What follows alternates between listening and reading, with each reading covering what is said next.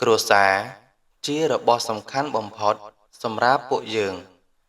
នៅក្នុងភូមិតូចមួយនៅទីក្រុងភ្នំពេញមានគ្រួសារមួយរស់នៅយ៉ាងសុខសាន្តកំពុងជាឪពុកឯនារីជាម្ដាយនិងកូនពីរនាក់ឈ្មោះបូរ៉ានិងសុចិត្រាកំពុងធ្វើការជាគ្រូបង្រៀននៅសាលាក្នុងភូមិចំណែកនារីជាអ្នកលក់បន្លែនៅផ្សារពួកគេមិនមែនជាគ្រួសារមាននោះទេប៉ុន្តែពួកគេ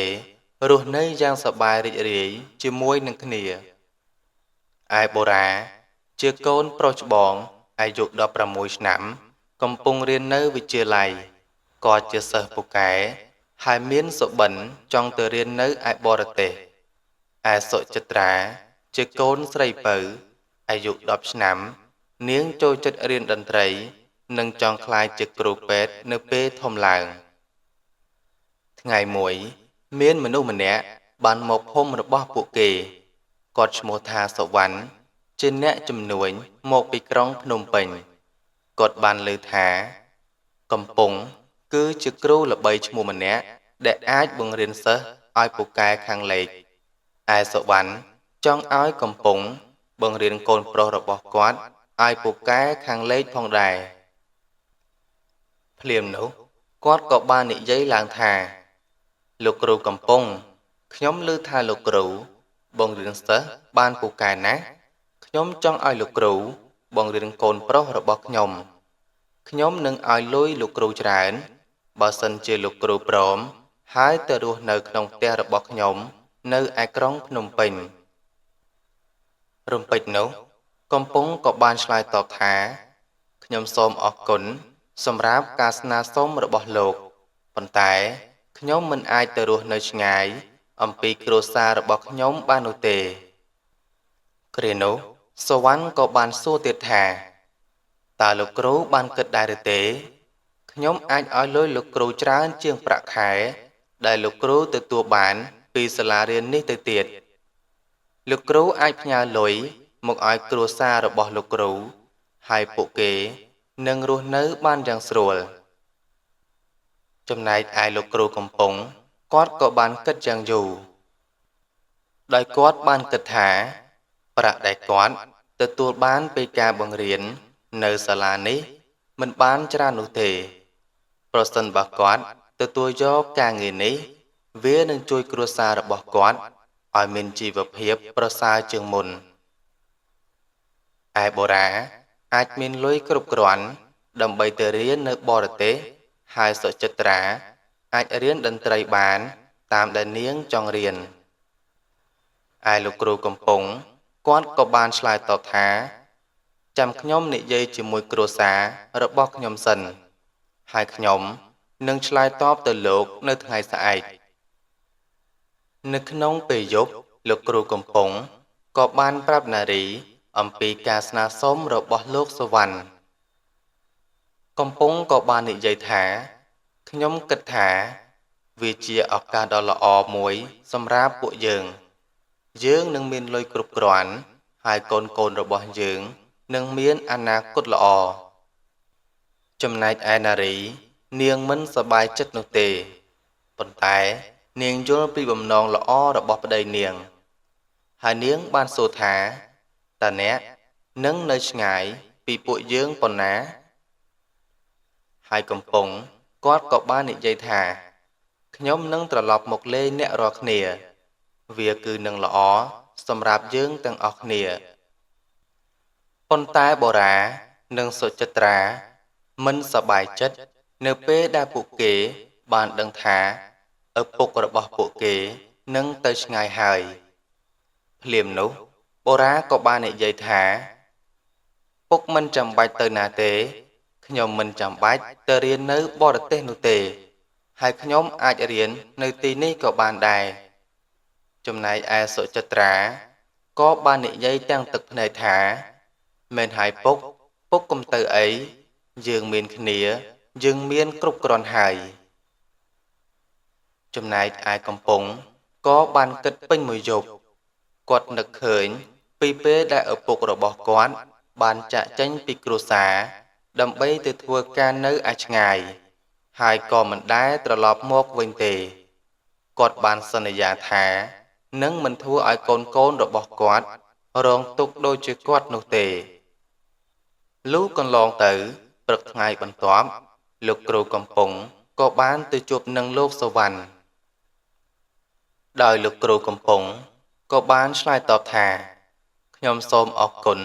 សម្រាប់ការស្នើសុំរបស់លោកក៏ប៉ុន្តែខ្ញុំសម្រេចចិត្តនៅជាមួយគ្រួសាររបស់ខ្ញុំ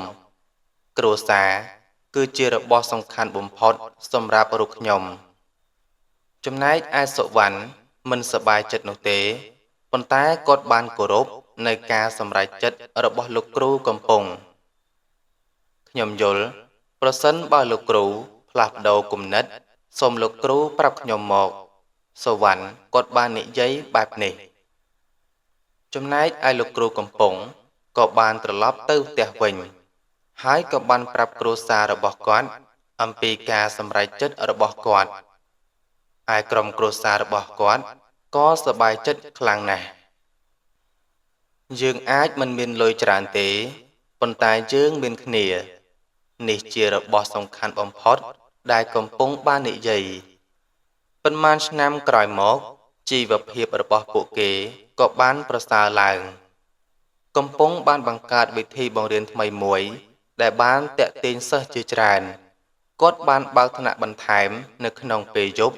ហើយមានសិស្សមកពីទូទាំងខេត្តមករៀនជាមួយនឹងគាត់ចំណែកឯនារីបានពង្រីកអាជីវកម្មរបស់នាងហើយបានចាប់ផ្ដើមលក់បន្លែស្រស់ៗជាច្រើនប្រភេទឯបូរ៉ាក៏បានរៀនចប់វិទ្យាល័យដោយពិន្ទុល្អហើយបានទទួលអាហារូបករណ៍ទៅរៀននៅឯបរទេសចំណែកឯសុចិត្រាក៏បានក្លាយជាសិស្សពូកែម្នាក់នៅសាលា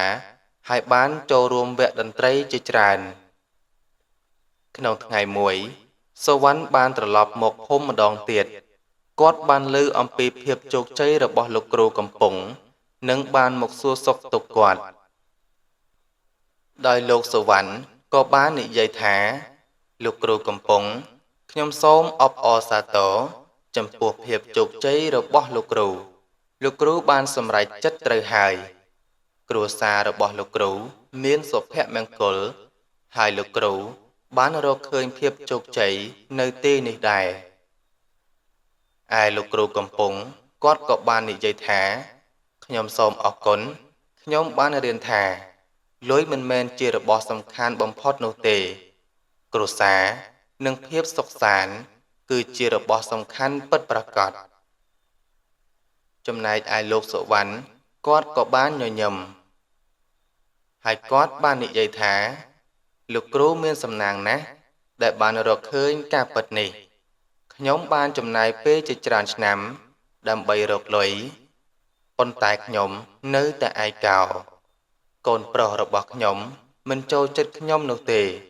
ព្រោះខ្ញុំមិនសូវបានចំណាយពេលជាមួយនឹងគាត់ខ្ញុំនឹកឃើញថាទោះបីជាយើងមានលុយច្រើនយ៉ាងណាក៏ដោយវាគ្មានន័យនោះទេប្រសិនបើយើងគ្មាននរណាម្នាក់ដែលចែករំលែកវាជាមួយយើងលោកគ្រូកំពុងក៏បានអញ្ជើញសុវណ្ណឲ្យញ៉ាំអាហារពេលល្ងាចជាមួយគ្រួសាររបស់គាត់អាហារពេលល្ងាចនោះមិនមែនជាអាហារថ្លៃៗនោះទេក៏ប៉ុន្តែវាពោរពេញទៅដោយសំណើចនិងភាពកក់ក្ដៅឯលោកសុវណ្ណមានអារម្មណ៍ថាគាត់កំពុងស្វែងរកអ្វីមួយដែលគាត់បានបាត់បង់អស់រយៈពេលជាយូរមកហើយនៅពេលដែលលោកសុវណ្ណត្រឡប់ទៅភ្នំពេញវិញគាត់បានសម្រេចចិត្តផ្លាស់ប្ដូររបៀបរស់នៅរបស់គាត់បានចំណាយពេលជាច្រើនជាមួយកូនប្រុសរបស់គាត់ហើយបានបង្កើតទំនាក់ទំនងល្អជាមួយគាត់បានរៀនថាវាមិនជឿពេកទេ